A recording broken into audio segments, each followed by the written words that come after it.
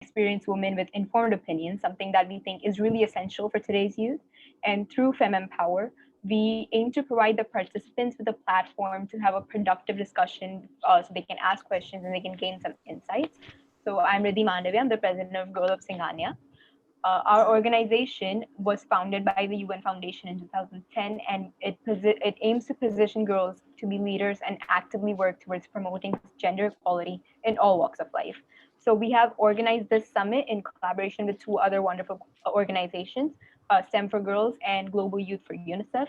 So we have Iman Sultan here from Saudi Arabia. She is the president of Global Youth. Global Youth for UNICEF is an international network of high schools and undergraduate college students that are interested in fighting and fundraising for children's rights. With over 50 countries represented and 100,000 students around the world impacted, they aim to support UNICEF in ensuring that zero children die of preventable causes. Now we have Himanshi from STEM for Girls. So, hello everyone. I am the founder and president of STEM for Girls. And what our organization essentially does, as the name, is pretty self-explanatory, STEM, which is science, technology, engineering, mathematics for girls. So, since there is a lack of representation of women in STEM at higher, levels, that's why we take weekly virtual sessions with women, and we make sure that they are able to get enough role models to inspire them. And now moving on. So oftentimes we learn about and are inspired by stories of amazing women, but this is an opportunity unmatched to interact with these women and learn from them. Our first topic for discussion will be the representation of women in business. Unfortunately, Colleen Richer was unable to join us today due to a last minute personal emergency, but she has sent her best wishes for the event. And our first panelist is Trisha Sakuja Walia. She is a digital content creator and social media strategist with a knack for event planning. She manages more than 200 contributors, oversees business development and ongoing marketing initiatives at the browngirlmagazine.com. With a passion for publishing meaningful content, she's always on the hunt for the next big story. Raised as an Indian American in the suburbs of New York City, she is proud of her hyphenated identity and continues to find unique ways to empower young women living in the diaspora. Our second panelist is Rosie Arias, the founder and creative director behind Whimsical Charm. Having the opportunity to travel to Mexico since she was 5 years old, she was exposed to the truth behind the less fortunate across the border. As a business owner, she thought it was imperative that she collaborates with organizations at the US-Mexico border to provide blankets to children in need. So these two are amazing women and they have two amazing, great initiatives.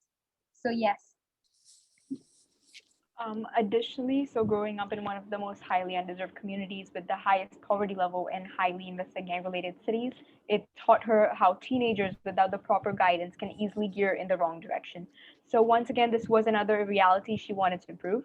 So she used Whimsical Charm as an opportunity to empower youth in underserved communities by providing them with entrepreneurial skills and the training they need in order to succeed in the world of fashion. So her life experiences, including being a single mom, have shaped her business to what it is now. Whimsical Charm is more than just a product. It is a brand with a purpose. And we are so grateful to have such brilliant and empowering women with us today. And we're sure that we will not only have a constructive discussion, but our attendees will greatly benefit from their insights. And one more thing I'd just like to point out, our teachers who are here are IBDP coordinator, Mrs. Sangeeta Kapoor, and also our CAS coordinator, Ms. Evangeline Ferreira. So thank you so much for joining us today.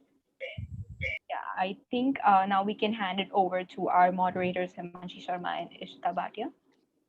Absolutely. So we have a few questions for the women that are here representing the business side of it. So how did you start your businesses? And although there is a little bit of mention, if you could just elaborate on what inspired you to start these wonderful initiatives.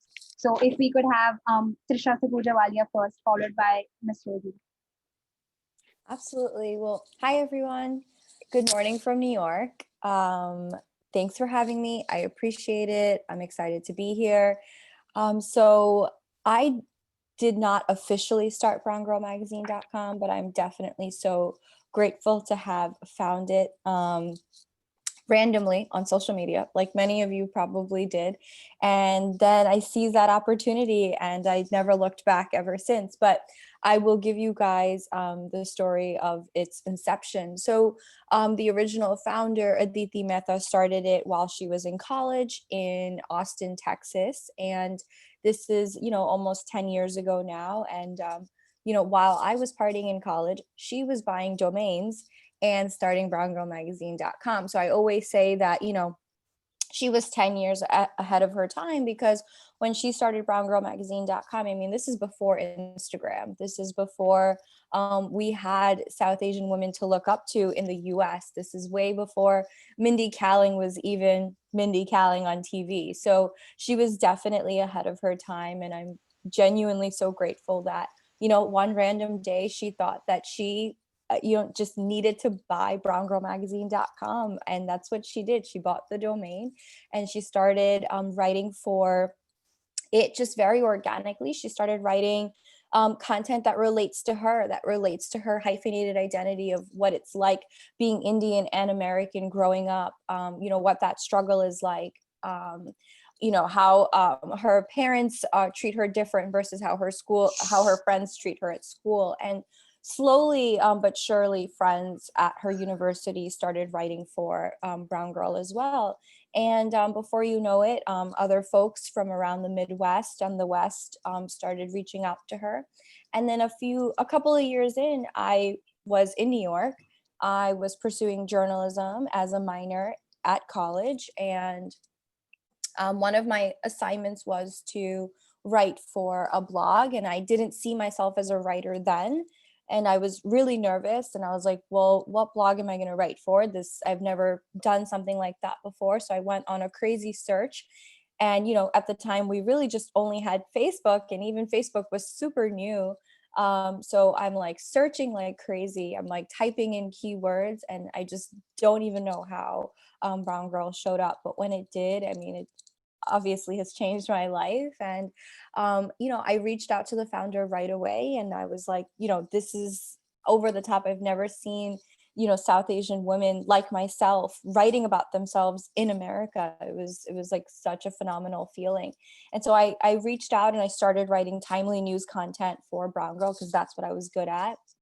And so a few years later, I still didn't fully understand its value and the potential that we had at Brown Girl, because I was still so young. And so I just spent a few years on and off just writing for Brown Girl on the side. But it was probably a good 5 years into me writing on and off that I realized that the work that we're doing, the stories that we're telling, are resonating with folks, not just in the US, but they're actually resonating with young women around the world. And I started to get a little bit more involved behind the scenes.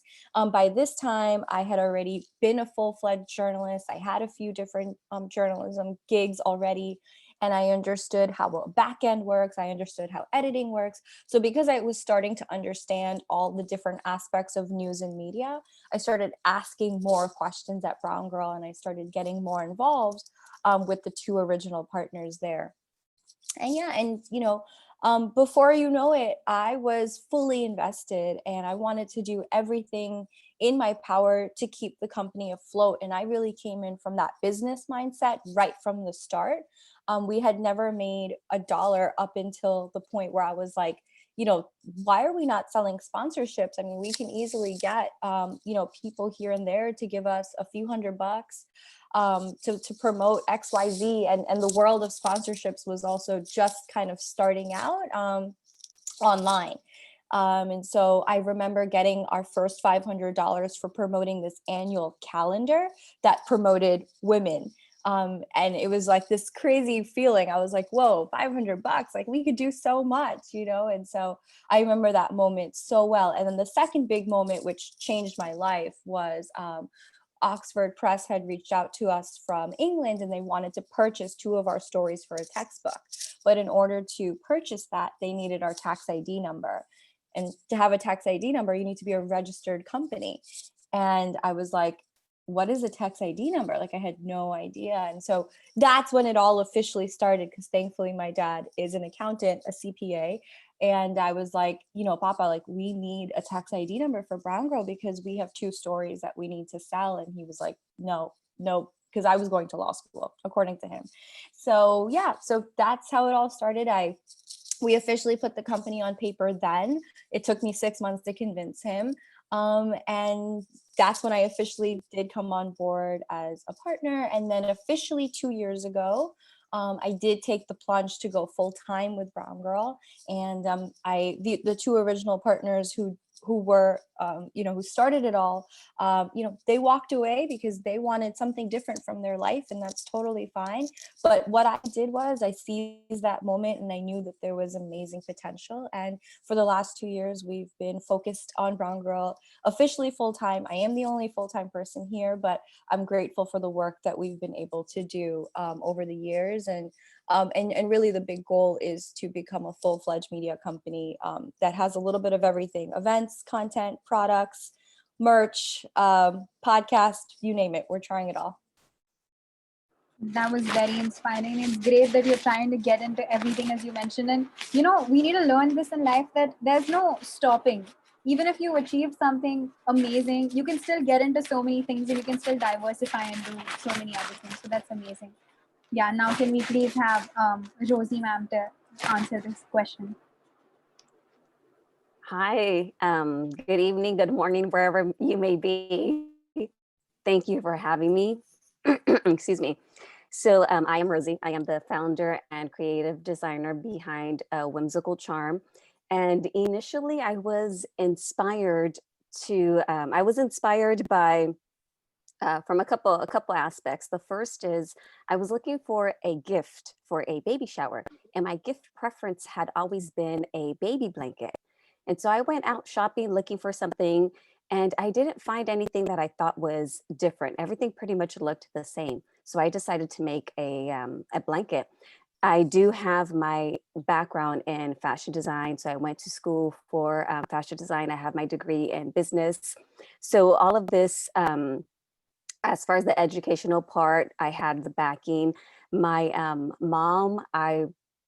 my mom is the one who taught me how to sew. So I've been sewing from the age of 7. So ultimately I was going to land somewhere in the fashion realm or something that had to do with garments and fabric.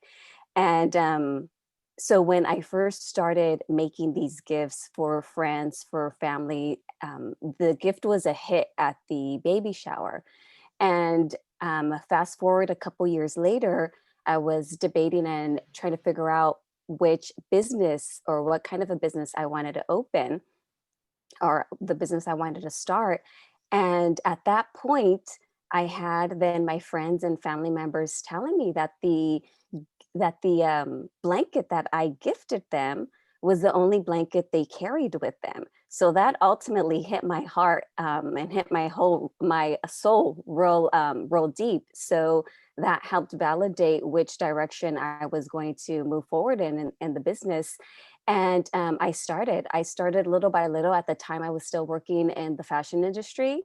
I was working full time in the fashion industry, and I decided to take initiative step by step on my business. So every paycheck, every pay period, I would work towards a step. So I would, one paycheck, I would I filed paperwork. I did what I needed to with the state. I did what I needed to file my DBA, which was Whimsical Charm. I did what I needed to start sourcing and purchasing trims and fabric. So for the first 2 years, I was doing a lot of research and development while I was working full time. And I definitely encourage people to do that. If you're going to start a business, then definitely start it as you are working full time, so you can take that, step by step.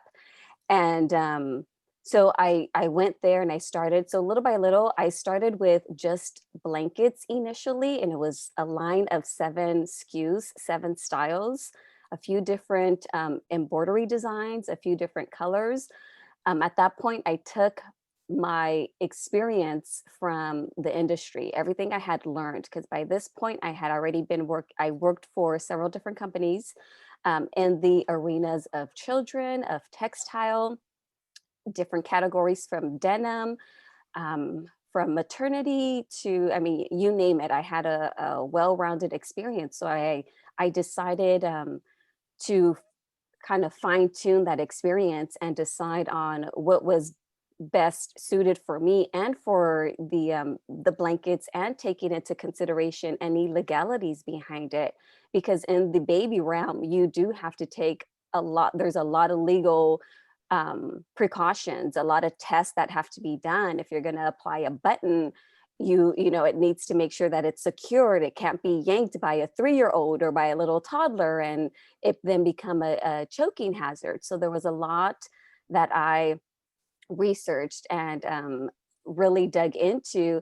And ultimately, I stayed away from anything that had to do with some major testing with trims, and moved forward with a line of embroidered, uniquely embroidered baby blankets, and started selling at local boutiques. My local church that I attend was having a holiday boutique, and I already had samples. I had already been working on stuff for about 2 years, and I said, okay, let me test the waters.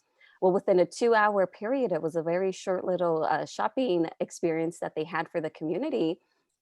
I sold 7 blankets. And I was like, wow, 7 blankets from people who are just hearing about my story, listening to what I'm offering. And so that for me was a huge success. And I decided there to run with it, because there's always the fear, like, okay, are people going to like it? Are people going to purchase it? Is this what, you know, are my ideas what people want? So thereafter, I started in the wholesale arena, because my background is in the back end with the wholesale market. I started attending wholesale trade shows. And so the majority of the shows that I attended were all in the East Coast. So I attended a lot of shows in New York. So I picked up my first 25 stores, boutique stores in New York. I'm based out of California. So being based out in the West Coast, it was a little challenging for me to land certain stores out here. I was door knocking and going out and um, pretty much not walking into a boutique and showing them the line and asking, you know, the buyer, are you interested? And everyone loved the product, but I never really had a bite. There was a few gift shops that I was able to get into, hospital gift shops.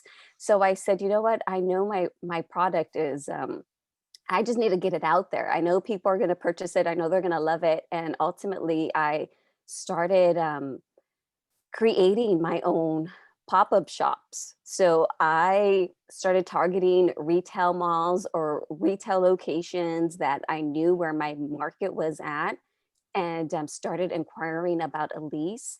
So I would be there for about 3 to 4 months at a time. And sure enough, I did well. And the majority of the products that are purchased are gift items, and they're shipped back to the East Coast. So I definitely have a market out there. But so this was ultimately how I started, was a need. I saw that, you know, a niche. There was a need out there for unique little blankets that that were not necessarily available, and continued working full time in the industry while I built my own business. Then started testing the waters at a small local boutique, and now my collection is still sold across the U.S. at different boutiques. I'm on a online with a major retailer where we sell now our baby bathrobes that we extended our collection. So we went from about 7 SKUs to now about 150 SKUs, and those are rotated seasonally, by color, by style. And I have my own storefront out here in California. I still do pop-up shops. I create my own pop-up shops. I'm a regular vendor at certain locations now.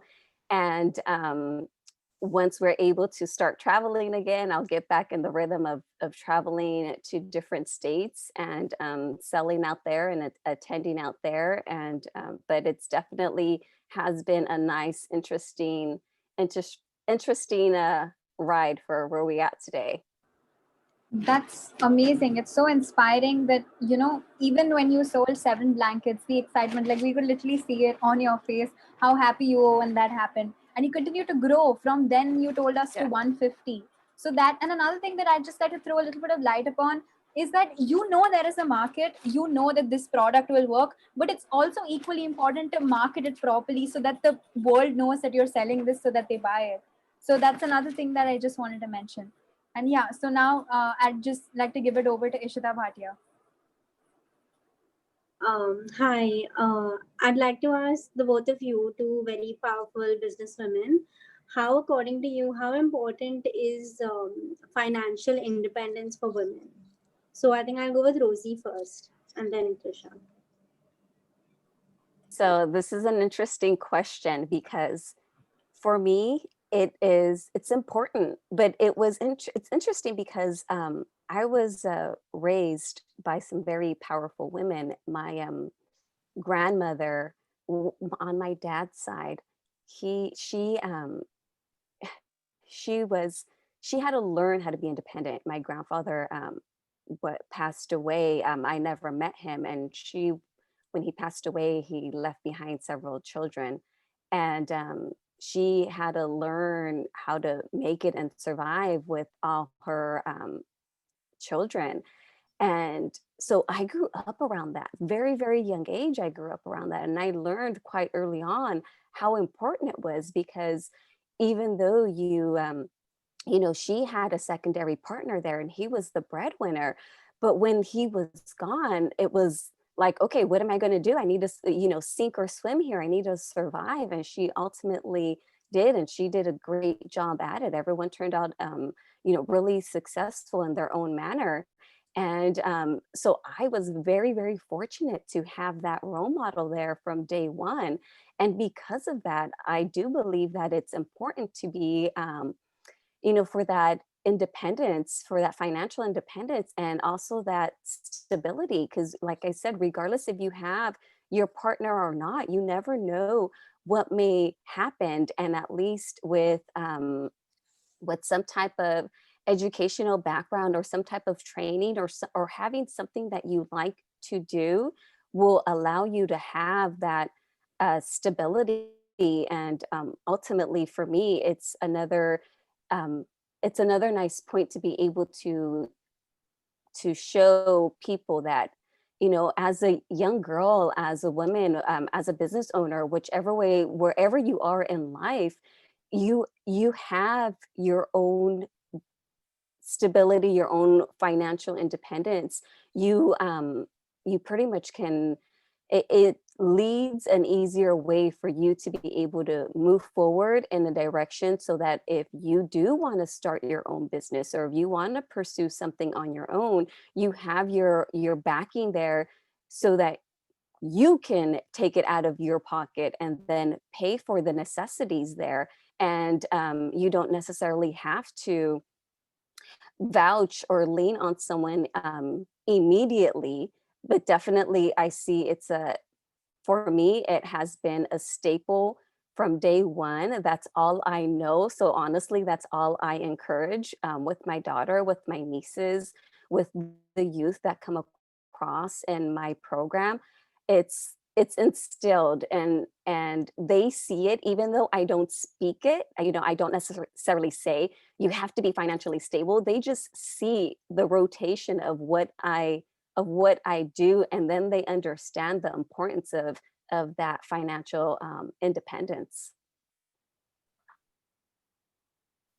That's great. You're being such a good inspiration to your kids that they don't feel like this thing like you don't have to be independent. Like you have to be independent and strong and secure. So on to Trisha, ma'am. Yeah, no, absolutely. I can definitely relate. I think my mom always spoke of that, growing up. And, I remember getting my first job at 16-ish, 17. I was a waitress at Pizza Hut, and it was, it was the best feeling ever to just make my own cash. And, even though my parents weren't the happiest with that job, I was like, I need to understand what it means to make a dollar for myself. And I think, I started those seeds really early on. And that hustle definitely has not gone away. Absolutely, that makes a lot of sense. And like you said, getting your first job at 16, although it must be just some amount, you still feel so great about it that look at this is money that I earned all by myself. So that's amazing. All right. So my next question to both of you is, can you throw light upon some of the challenges you faced, and if you have, then how did you overcome them? So if we can have Trisha ma'am first, followed by Rosie ma'am. Sure. Still facing a ton. So that never ends.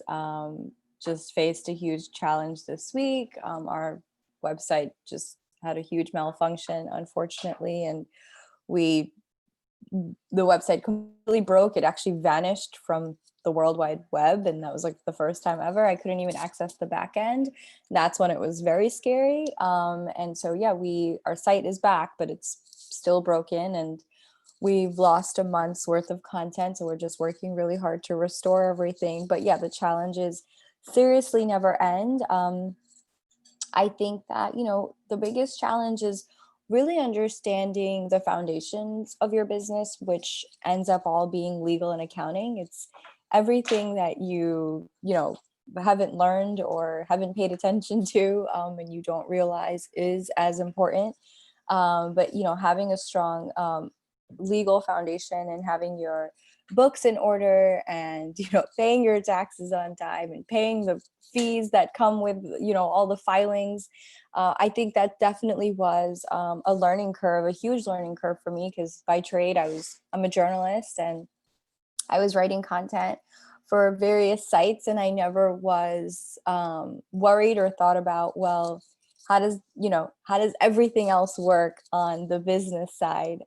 So that definitely was challenging to learn. I'm still learning a lot about it, and I'm grateful to have a good support system around me who can help advise me on the legal and accounting side of things. And then, the other overall challenge is, so I've gone full time. So now what? Like where do I take this business now? Or it wasn't even a real business then. So where do I take this platform and make it into a business? So making Brown Girl into a business, and a business that is sustainable over the past 2 years, has definitely been one of the biggest challenges that I've took upon myself. And there are so many days, even some of the good days, where I'm like, why did I do this? Like, why did I, quit a stable job at a gigantic media conglomerate to do this, and gave up a full-time salary with benefits and all that,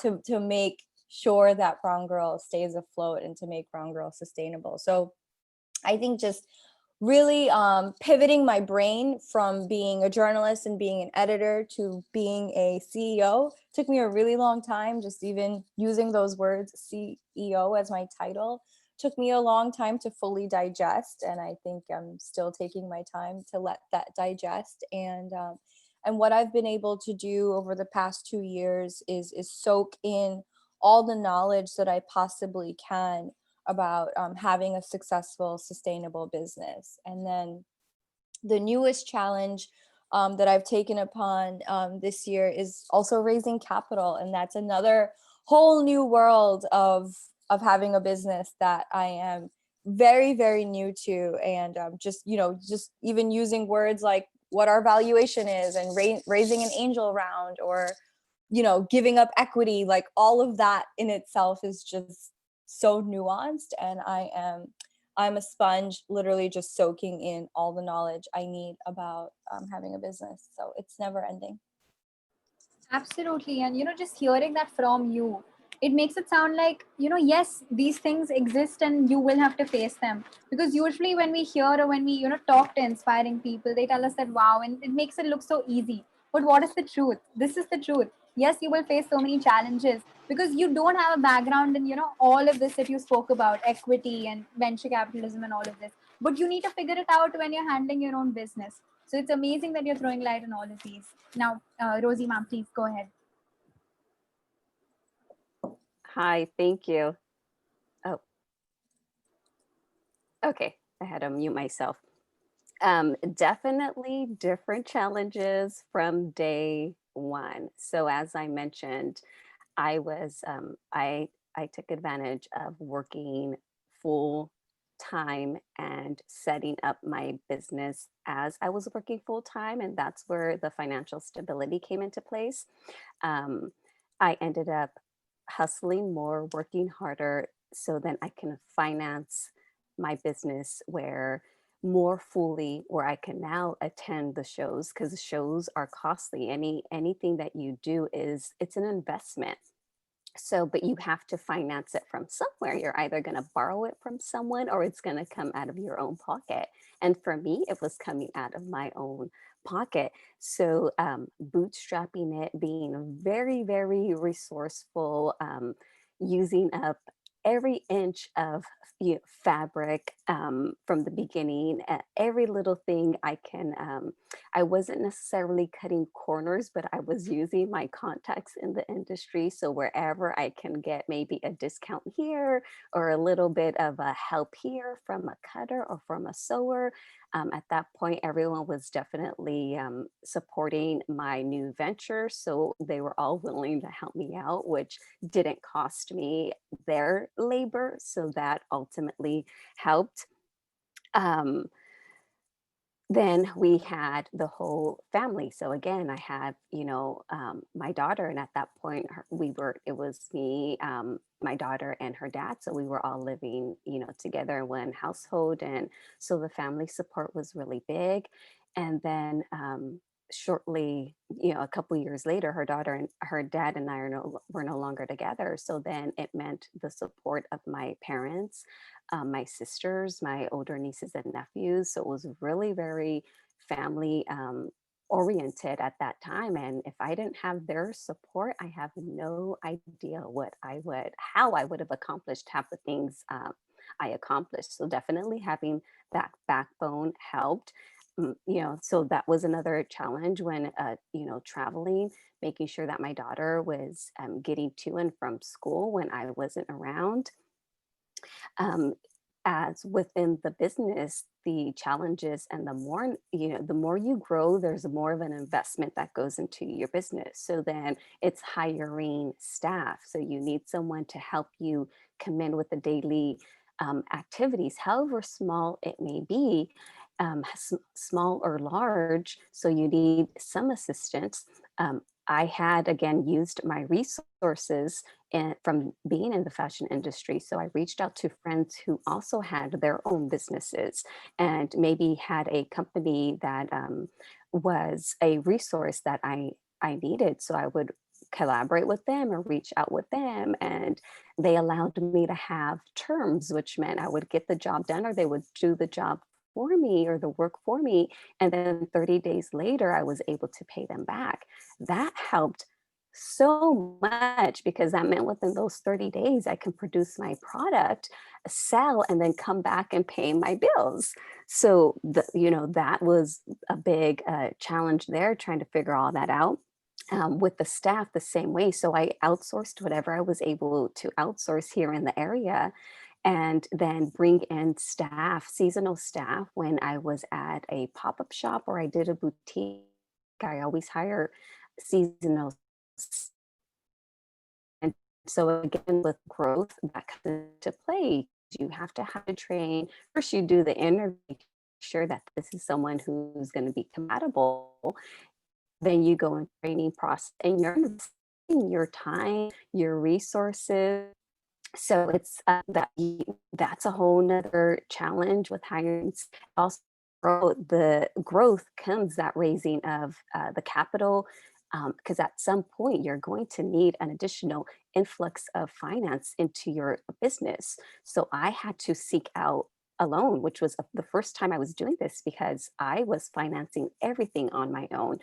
So again, I was able to connect with local resources, state-funded organizations, the Small Business Administration, and then other smaller organizations, made contacts there, and they helped me then get my first loan, which helped me launch one of my large online retailers, and recycle that money and keep growing it.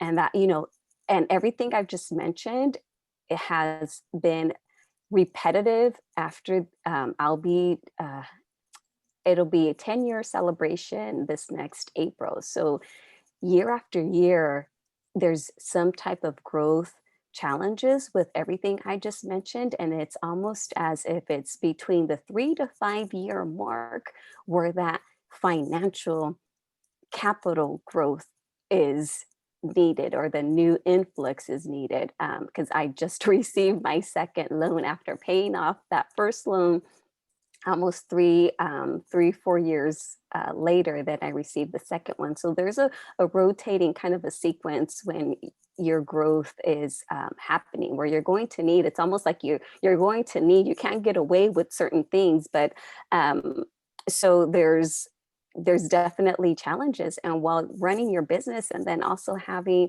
a family and taking care of what needs to be taken care of at home.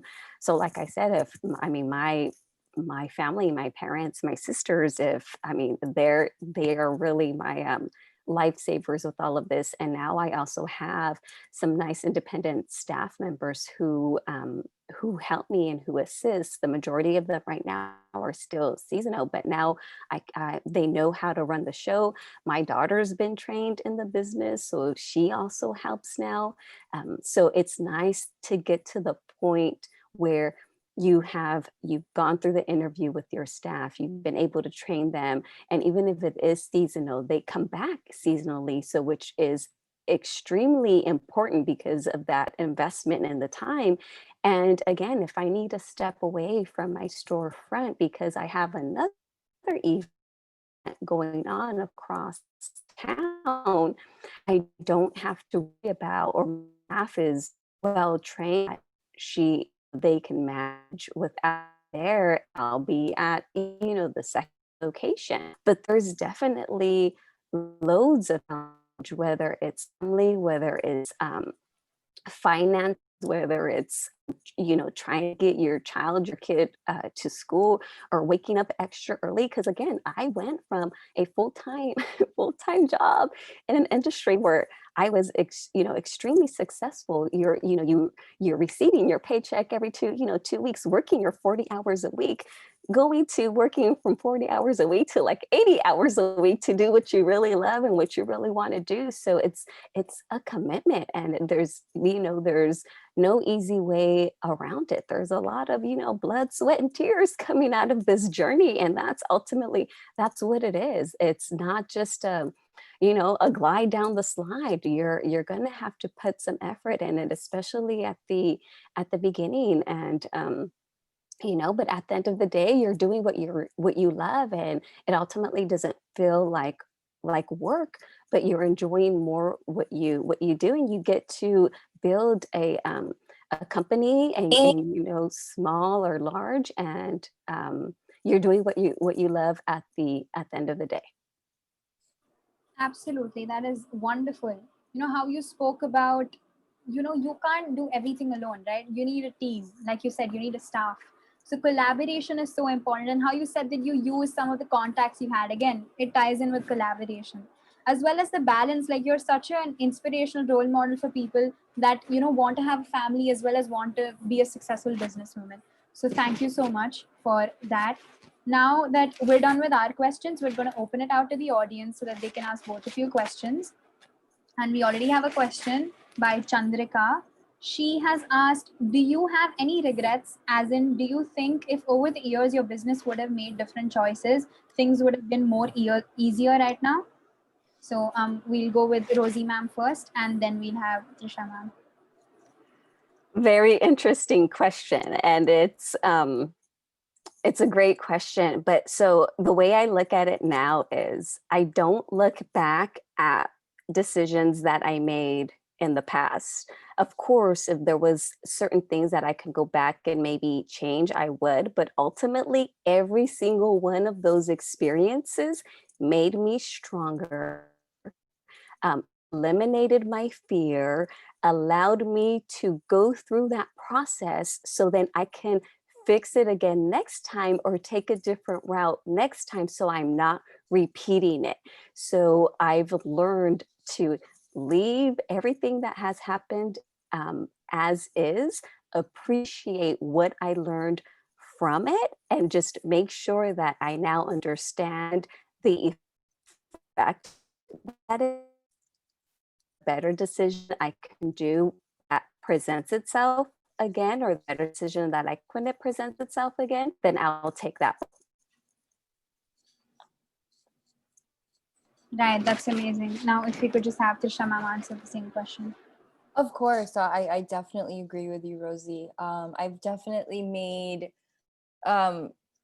mistakes unknowingly that I was making a mistake. I've, for instance, the first year of me going full time, we had launched this amazing podcast and I was so excited about it. We had invested about $3,000 into it, into the marketing, the branding, created a whole new look for it.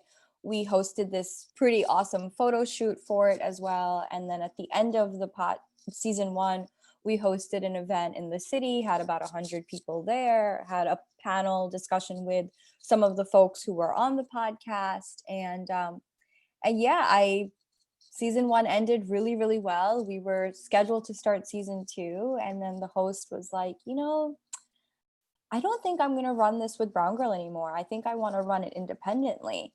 And the contract that I had set up with this host was such that the content that they had recorded, it was theirs. And that was a huge mistake because I had given up such an important right that essentially we had helped fund. And so poof, out of my hands, that was 15 episodes, just out of my hands in over one phone call. And I lost that podcast and I lost everything that we had done for almost 10 months. And that was definitely a huge mistake. And that's just one example of, a business move that you make with your heart. So, I trusted that host. I thought that we'd be able to do at least a few seasons together. I never thought that it would be completely taken out of my hands, but it was. And I don't regret it because I learned so much from that. I learned that giving Brown Girl rights is more important than me having an open heart and big arms. Honestly, unfortunately, that's the scenario. I have to think about the business and I have to think about how to keep us safe and protected. Because our rights and our content matter, and I'm the only person who can safeguard that. So yeah, so even though I've made a ton of mistakes, like Rosie said, I've definitely learned from each one of them, and I know how to negotiate for my rights better. I'm still trying, but yeah. Right, that's amazing. All right, so Aditi has another question. She's asked, was there a point where you were dead serious on giving up on your work because it was too overwhelming? both of you guys started smiling. Okay, Trisha, please go ahead. Yeah, definitely. I mean, the last 3 days I have been extremely, extremely frustrated and infuriated and upset because again, we weren't able to safeguard Brown Girl and we were hit, by bots across the internet, and the bots took our site down. They took down 6,000 pages of content, which is no joke at all. So yeah, there are many days out of every week that I want things to move quicker. I want to hire full-time people. I want to, focus on projects that mean more to me as opposed to working on just day-to-day admin tasks that I need to take care of because no one else will take care of them. yeah, I mean, there's a million things that go through my head on a daily basis that I'm just like, oh my God, like I didn't know this is what happens behind the scenes of a business, because what you see on social media and Instagram is like, you know, the fun, sexy part of it. But, you know, going to events or getting invited to speak or whatever. And those are all the fun cherry on top, which I definitely do like to indulge in. And I like to, you know, hold on to that moment. But definitely there are a million days where I'm just like, shit, this is really, really hard. I haven't given up yet, and I hope I don't. So I haven't reached that point, but I've definitely come close.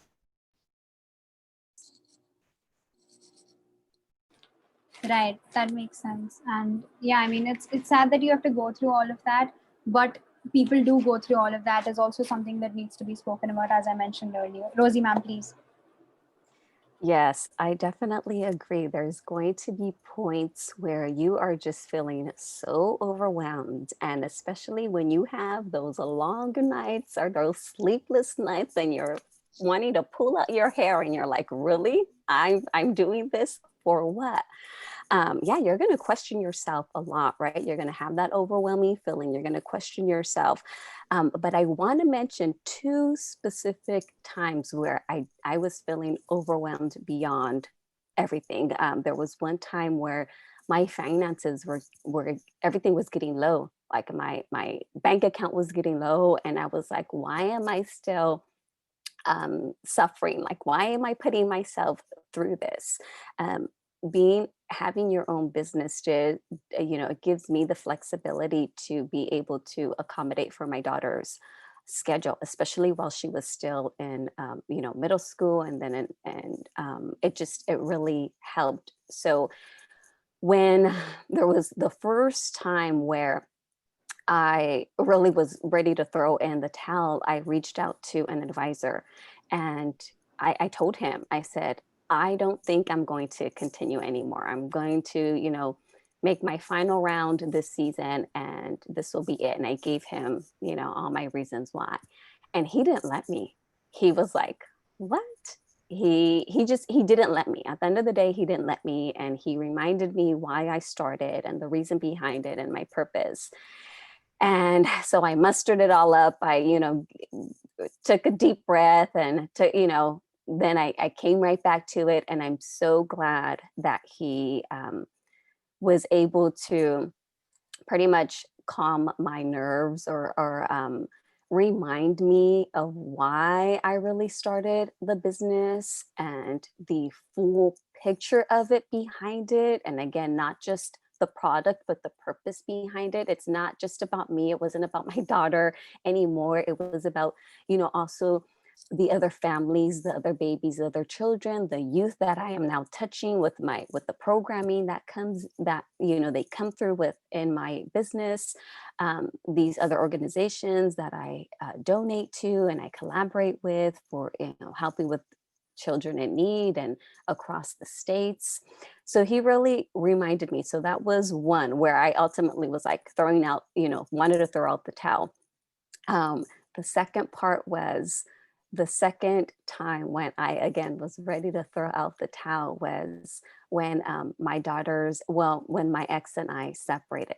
So again, this is a personal matter, and I was starting off, and I had already invested so much into the business. It was in the first 5 years of the business, and I thought, I didn't know how I was going to continue with my life. I didn't know how I was going to, move forward. Like my life was in shambles now. Like we were separating. Like what is going on? And it was a very, very, very tough moment for me in life. And again, at that point, I called another advisor, and we went for a walk and we talked. And she again, and this was a different advisor, different time periods. And she reminded me again of, the reason behind me starting, the assistance or the flexibility that it was going to help with my daughter at the time. So she ran it all down to me, and it was pretty much just listening to a recording of myself, because exactly what she was telling me was what I initially had told her, all of our conversations of why I wanted to start and the plans and the goals. So those were two kind of life experiences that I was going through that made me want to throw in the towel completely. Everything, there has been other moments where the other moments have been more of a frustrating and overwhelming. And those are really, I either need to just go for a run, for a walk, or take a deep breath and let it out, and then it'll be fine. But there's going to be those times where you have just personal things going on that are going to make you want to stop. And from my experience now, all I can say is you're going to have to remind yourself of why you started, the purpose behind it, and just keep going, just keep striving, just keep pushing through. I've been able to come through a lot being a single mom. And again, if you have to rely on your family, do it. They want to see you, succeed. If your friends are out there, you have friends that'll help you, then that's also great. And having a circle of people that will support you is going to help you tremendously get through these troubling times. And one last thing I want to add is speak out to people when you are feeling overwhelmed, when you are in fear, when you are frustrated. Don't hold it in. We tend to circle our own problems in our minds, and it's just circling because there's nowhere to go. It's not, we're not letting it out because it's staying internal within us. So definitely having a circle of friends or people that you can confide in, release, let them know what's going on. They're going to help you walk through the process. Absolutely. That makes a lot of sense. As you mentioned, having a circle of people to support you, as well as having mentors. Like, I mean, if you, first of all, if you did not even think about reaching out to them, that is there, that, as you mentioned, don't be afraid to reach out. Don't, if you're in a problem, please tell them that you're in a problem. And Yeah. second of all, to have mentors to reach out to, or to have even friends to reach out to talk to them about your issues and what you're going through, that is also extremely important. So I guess on this extremely inspiring note, we would like to conclude this business panel. It was amazing to have you guys, and I would now like to give it to Riddhi. Yeah, so thank you so much, you guys, for coming in. I know there are a few more questions. I think we can just, Leah, if you could just like maybe add their email and they can answer it through that if they have more questions. And I just want to say thank you so much for coming in. I know for Miss Rosie, it's really early in the morning. It's like 6:37. Thank you for waking up so early for this. And it was really inspirational to have you guys here. It was amazing to learn about your stories. And I'm really sure all our participants really loved having you guys over. So thank you so much for joining us. We appreciate it so much. Thank you. Absolutely. It was very inspiring to have you guys, and please have a great day ahead. Thanks for having me. I appreciate it. Bye. Thank you. Bye. Bye.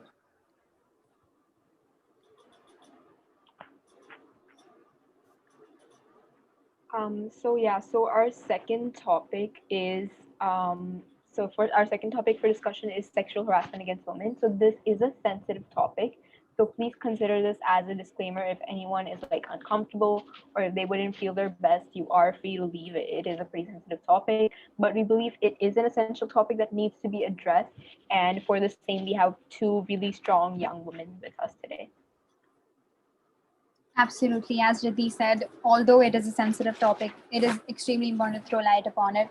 So our first panelist is Shivani Agarwal. She's a fourth-year law student who is a climate and human rights enthusiast. She has worked extensively towards spreading awareness around sexual education and climate change across rural areas of India and Nepal. She's a part of multiple organizations that work towards the same cause. A survivor of sexual abuse and OD, she decided to take a step towards making a change by launching a movement called Break the Silence to talk about the taboo topics in the world.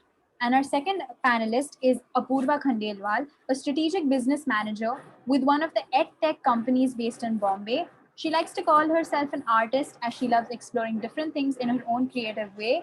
She strongly advocates for mental and physical wellness. A very warm welcome to both the panelists. Now, I would like to hand it over to our moderator, Riddhi. Hi, so thank you so much, guys, for joining us. So my first question to you is, what do you describe yourself as? An advocate, a survivor, and inspiration? How would you describe yourself? I think first we'll have Miss Shivani, and then we'll have Miss Apurva. Hi, thank you so much for having me and for that very warm introduction.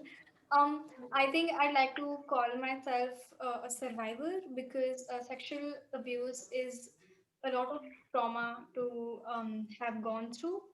And yes, I think survivor is the best thing that I can relate to, and also like an advocate because all that I've been trying to do from past couple of years is to go around and tell kids about sorry go around and tell kids about what is sexual abuse and why is it important that you know about it. So yeah, that.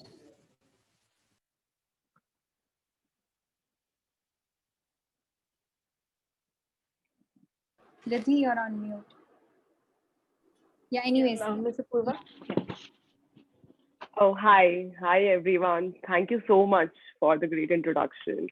So I think I would like to call myself as a warrior because I mean, I'm a, I've had domestic violence, I've survived domestic violence and came out of it.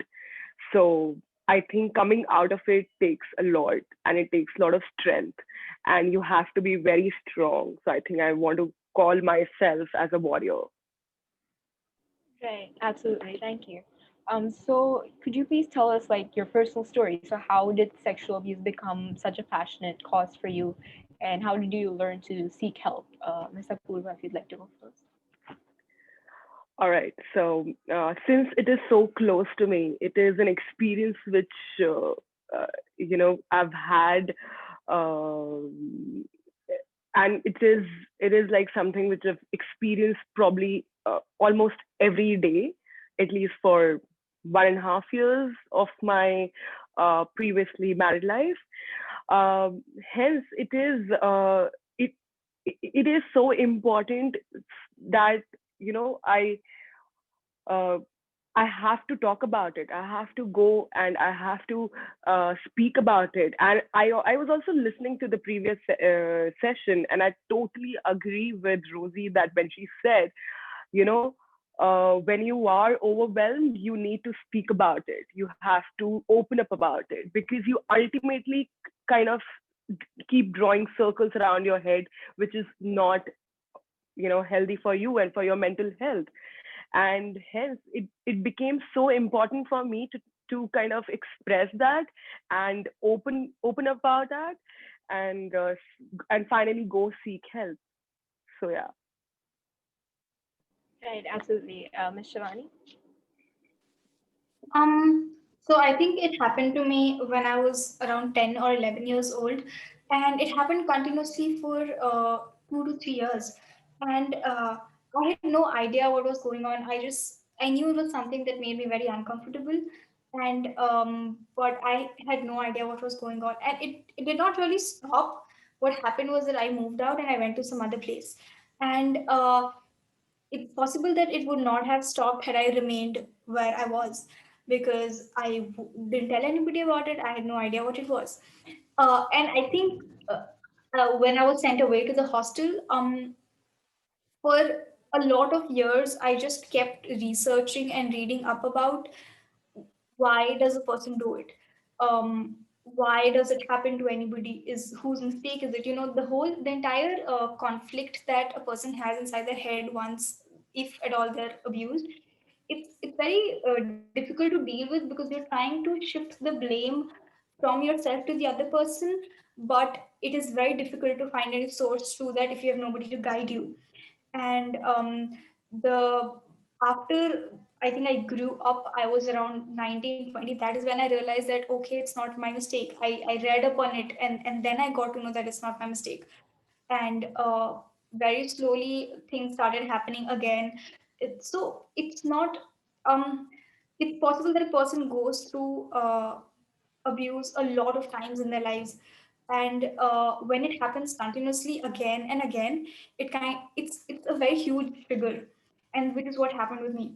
When I was triggered again, uh, I lost my senses. Like, I couldn't be normal. I was hysterical. I would cry out anywhere. It was just a very difficult journey. But it took me to realize that, okay, this is what is happening with me and I need to seek help. And it's just like Apurva pointed out, that the moment you realize that you need help, you should go out and look for it. And unless you look for it, it's not going to work out. So yeah, that's what happened.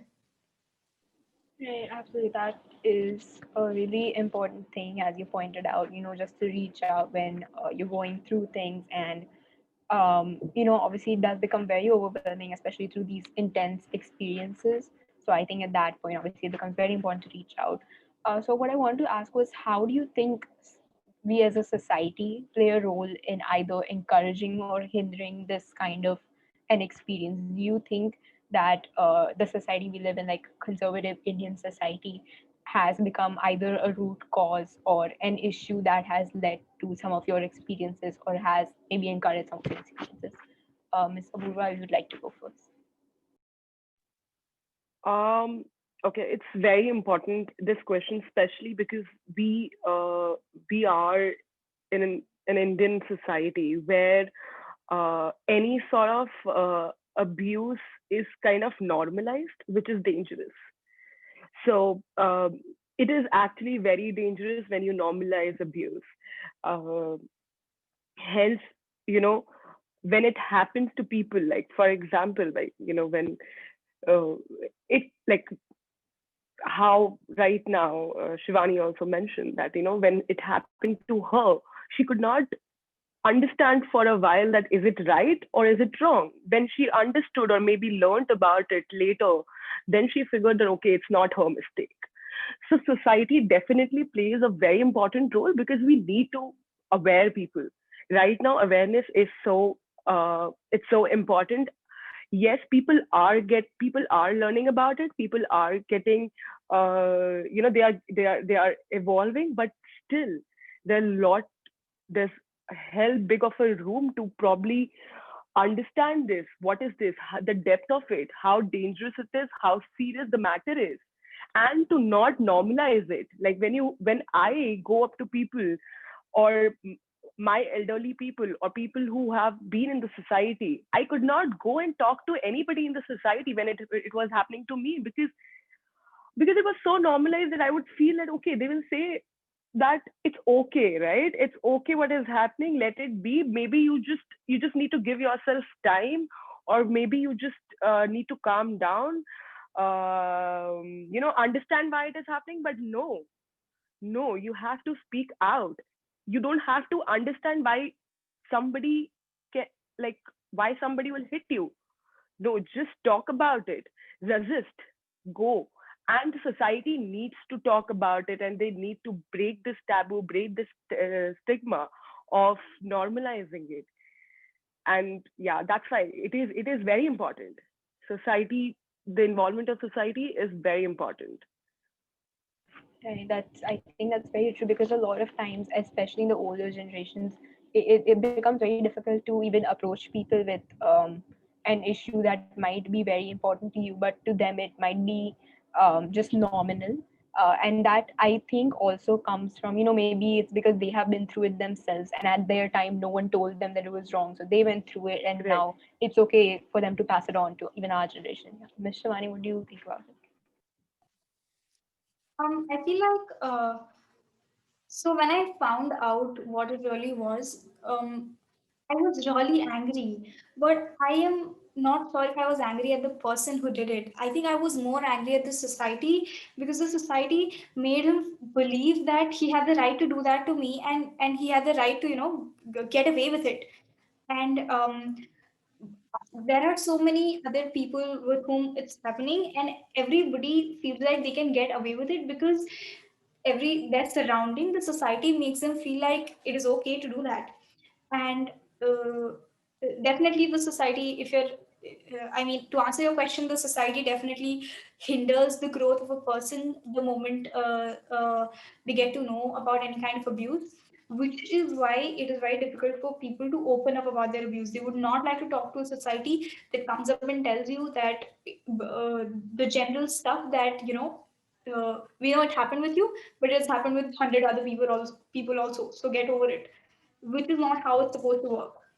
So the society definitely needs to change and to be more acceptable, because I remember a lot of my relatives, after my story came out, spoke about how difficult it would be to get me married.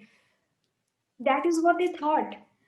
I was vulnerable enough to get out there, and I tried. It was very difficult for me to get out there and talk about my story, but that is what some of my relatives thought. So, I mean, imagine what can the society do to a person like that.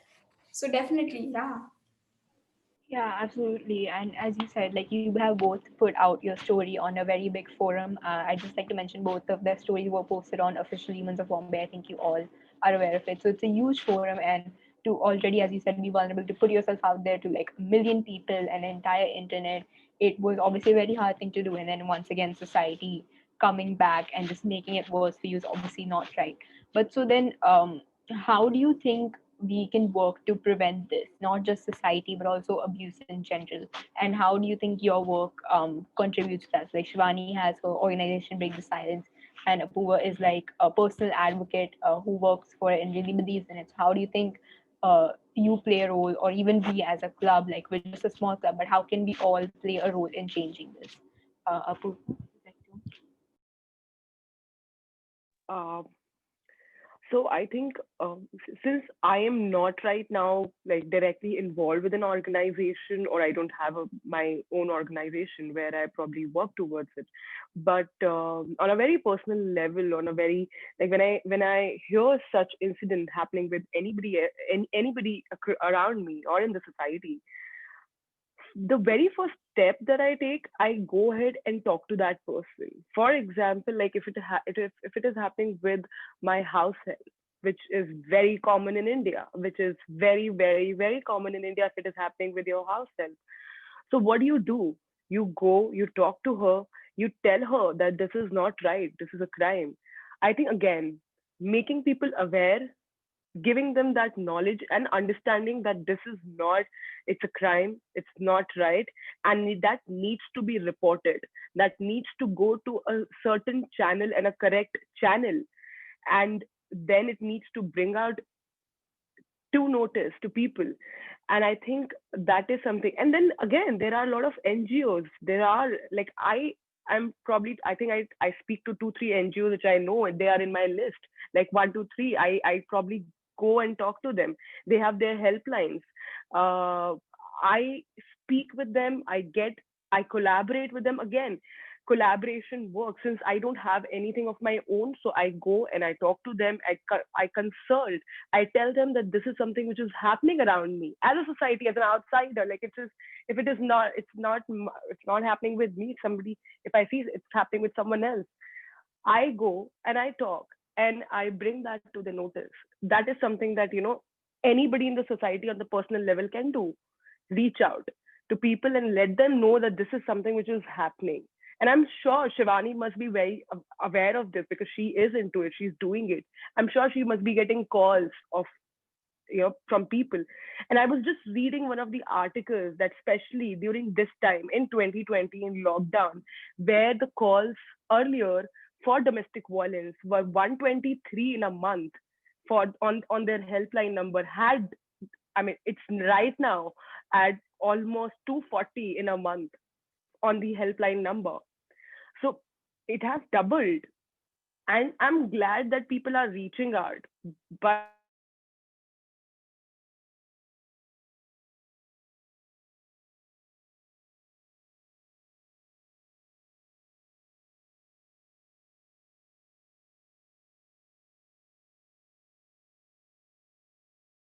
I think her screen is frozen for all of us, or is it just me? I think it's for all of us.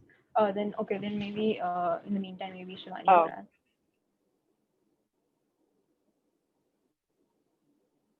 All right.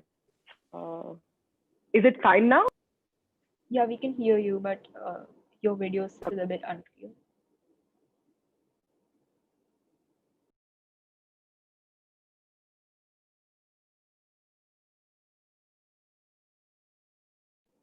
Yeah, I think Shivani, then you could answer that. Okay.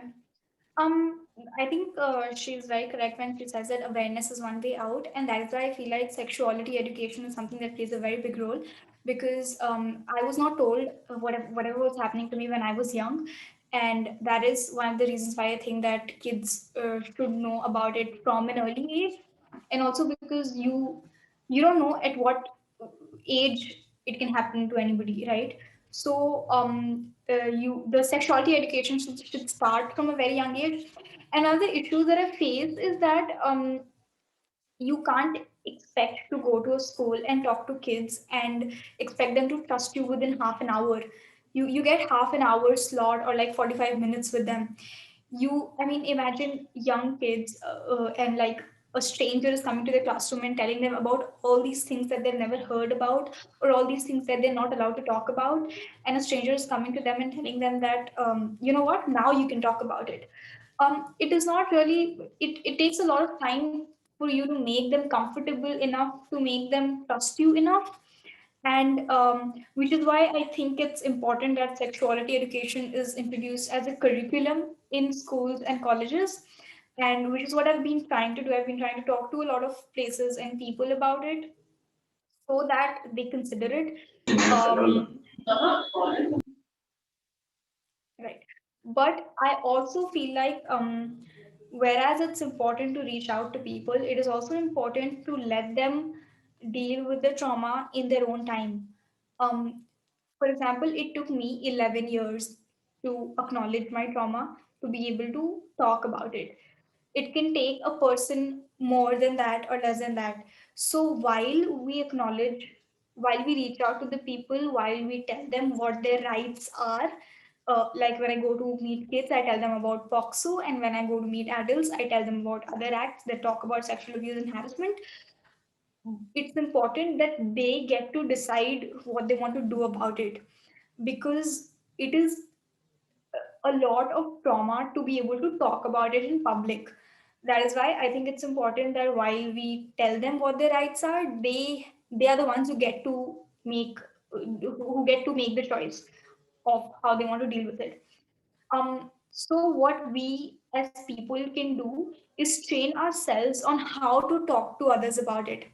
Like, um, what kind of words are we supposed to use with what age group, so that they understand what we're talking about, and they just not understand it, they know that it's something that is correct, which is why I think, yeah, I think the best way, the most important way to deal with is a sexuality education curriculum, but it is far, far away from any near future, at least in our country.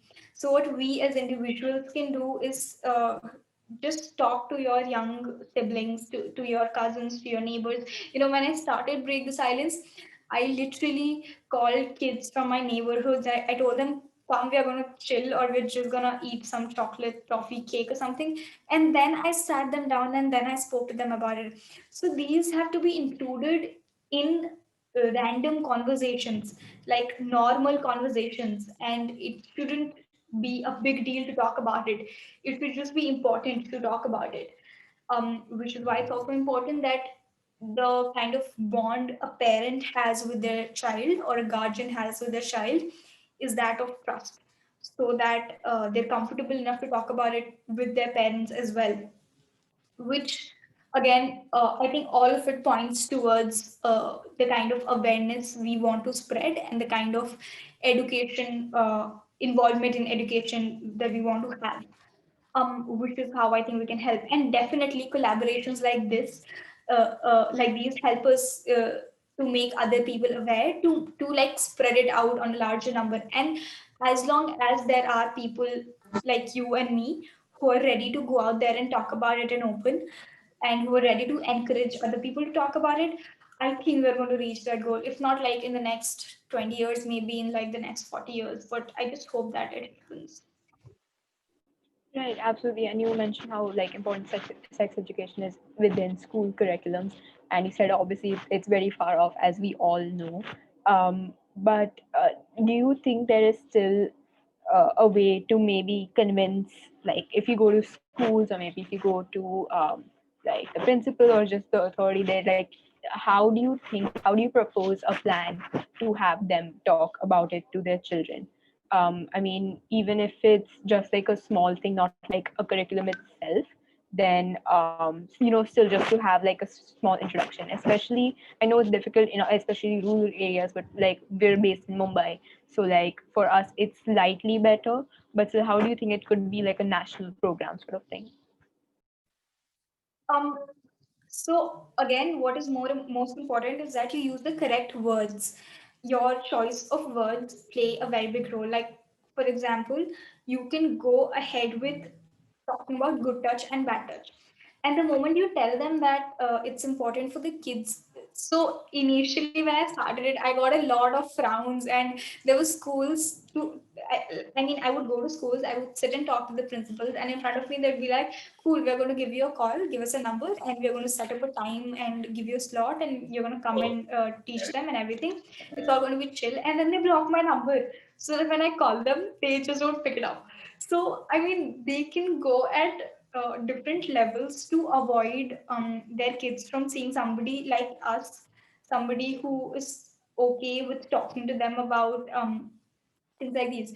So, but where I got success was when I went there, I sat them down and I told them that I won't be using words like pornography or sex or any trigger words or any words that are, uh, that fall in that category.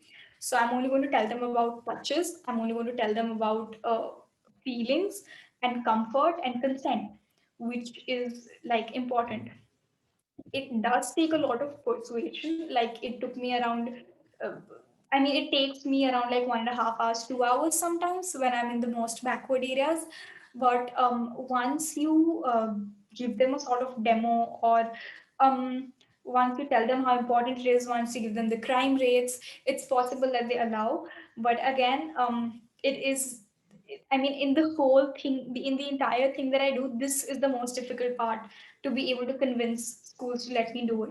More than the frowns that I get from the entire village that I live in, it's the frowns that I get from the principals.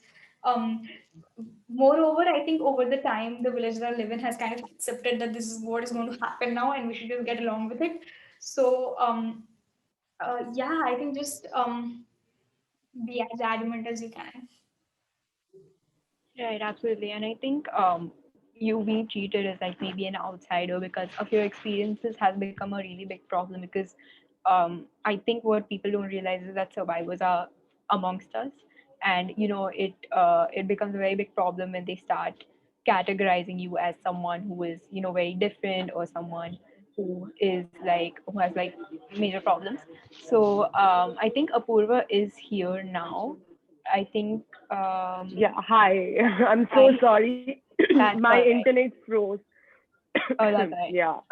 So my question was, we were talking about like sex education in curriculums, and how we could, even though we are very far away from it in India at least, but we could have, how we could approach the schools, or how we could talk to the people in authority to allow it, or at least allow the students to be introduced to it, and how that would be helpful to the community as a whole, especially the youth. Okay, all right. I just want you to repeat once. Like, did you say sex education? Yeah, in like Okay, curriculums.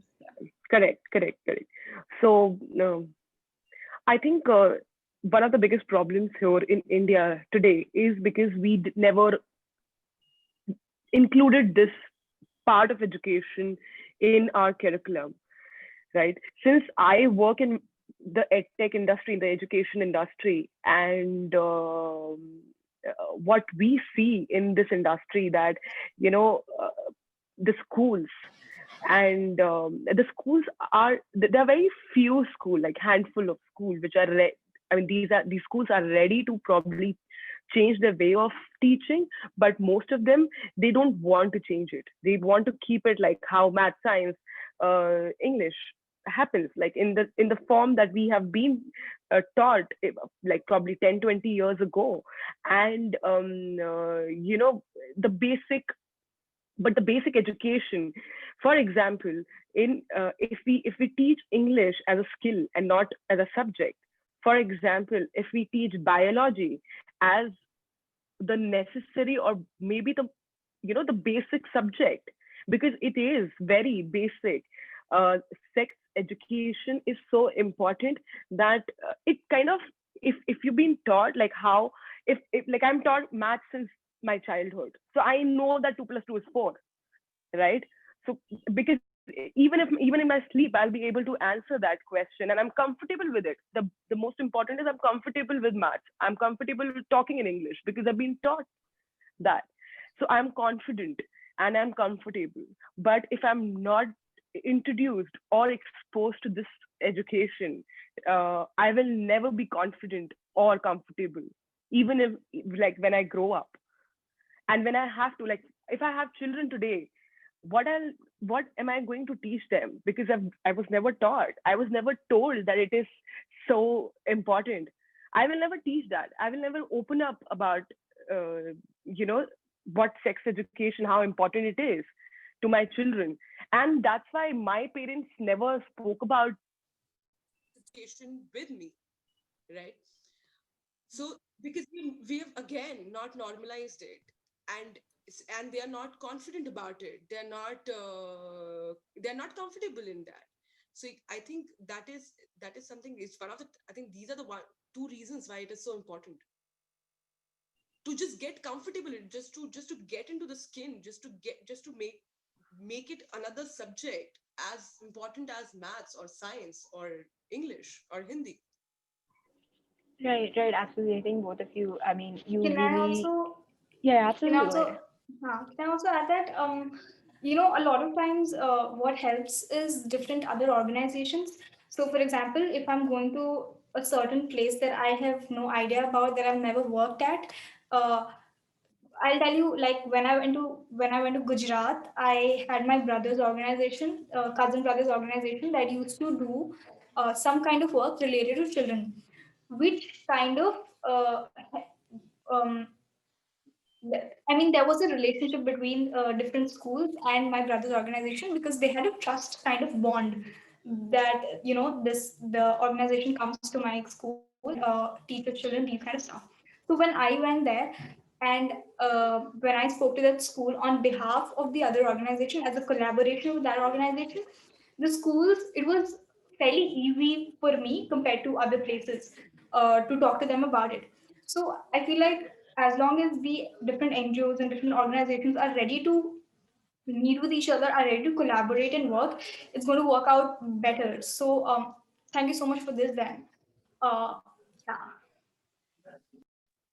Also, I think, yes, I totally agree with her. Like, if we work in collaboration, if we keep having such conferences, summit discussions, and we bring these discussions on the platform to people, to students in school, to students in college, and work in a collaborative way, I think that is one of the best things that we can do.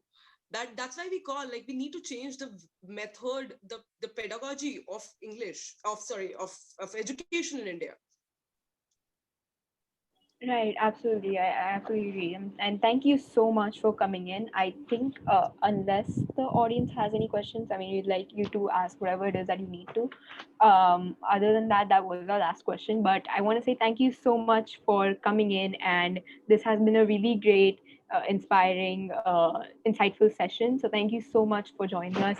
And I thank you so much for putting out your story on a forum. We were able to find you through that. And I know you said that society, comes and brings you down to it. But I just want to let you know that it was a great learning experience for all of us. And thank you for sharing your story. Thank you for, just inspiring everyone. And I hope you guys keep doing what you do, because it's something really amazing.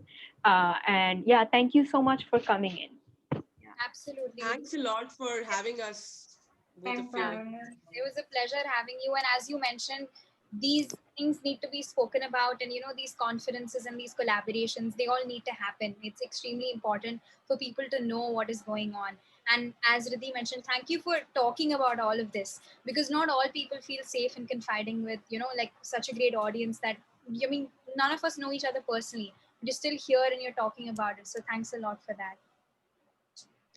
Thank you. Thank you so much. Thank you. And for just some last words, we have our teachers with us, Mrs. Sangeeta Kapoor and Miss Evangeline Pereira. So, Sangeeta ma'am, if you'd just like to just share a few words before we end, that would be really great.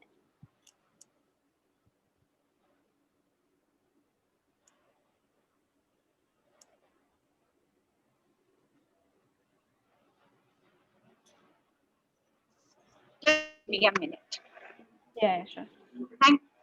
It's been a really insightful. I mean, I'm really moved. I mean, that's the word that I can say. Sorry for not putting on my video. I'm not in a state to show you what I am. But really, I've been listening. I haven't been able to move, and extremely inspiring. And I thank these my girls, my Girl Up Singhania group, for organizing this, because this is really something that we need to do more of. It needs to be spoken about. It needs to be brought out in the open. And kudos to both of you. Really, I mean, hats off to all of you for fighting for this cause. And God bless you. Really, God bless you and wish you all the best. Thank you so much. Thanks for having Yes, us. hats off. Both of you, Apurva and Shivani, great job. Absolutely wonderful. God bless you. Thank you. Thank you so much, everyone. Thank you for coming in. Thank you, our participants. And before we end, I just want to say thank you to my marketing head, Diashka Sawant. I don't think it would have been possible without her. She has worked for like almost 2 months. She works long days and late nights to make this happen. And I really want to thank her for coming in. So I'm really grateful for everyone who joined us today. And great job, girls. Great job, the entire team. Thank you, everyone. I hope you have a great night. Bye, guys. Thank you. Thank you. Bye. All the best. Bye.